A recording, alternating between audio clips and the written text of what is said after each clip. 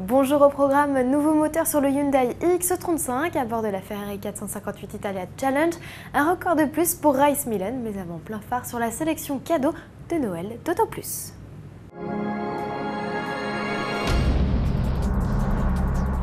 En panne d'idées cadeaux pour Noël, Auto Plus vous ouvre grand sa hotte dans son numéro 1161 du 7 décembre en vous proposant plus de 70 idées cadeaux automobiles, de la peluche à la clé USB en passant par les voitures radiocommandées, les livres, la cafetière et même la laisse pour le chien. Bref, il y en a vraiment pour tout le monde et tous les goûts, tarif de 5 à 230 €.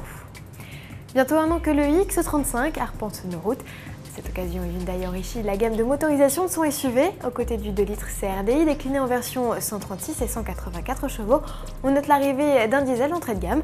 Le 1,7 litre d'une puissance de 115 chevaux affiche une consommation de 5,3 litres au 100 km et des émissions de CO2 de 139 grammes, ce qui le place en zone neutre même après l'abaissement des taux au 1er janvier prochain. Même constat pour l'inédit bloc essence de 135 chevaux. Les rejets se limitent à 149 grammes et la conso annoncée plafonne à 6,4 litres au 100. Côté budget, globalement les tarifs baissent. Premier prix 22 690 € pour le bloc essence et 25 590 € pour le diesel, tous deux associés à la finition de base confort qui comprend tout de même les basiques, climatisation, autoradio CD-MP3 et vitres électriques avant et arrière. Changement de registre à présent avec la 458 Italia Challenge. Ferrari a publié sur sa web TV une vidéo montrant sa berlinette spéciale piste en pleine action aux mains des pilotes essayeurs Raffaele Di Simone et Maurizio Mediani. Rappelons que ce dérivé course de la 458 Italia développe toujours 570 chevaux, mais subit un régime drastique. Ferrari devrait nous en dire plus dans les mois à venir, la belle étant engagée pour la saison 2011 du Trofeo Pirelli qui débutera en avril prochain. Et on termine ce journal sur les chapeaux de roue avec des images spectaculaires du nouveau record de Rice Milan.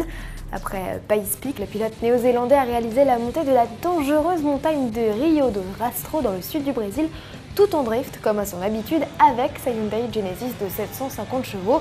Une prouesse bluffante surtout quand on sait que la route de près de 10 km de long est située à 1560 mètres d'altitude et ne pardonne aucune erreur. Il suffit de jeter un coup d'œil vers le ravin qui plonge à pic. À demain!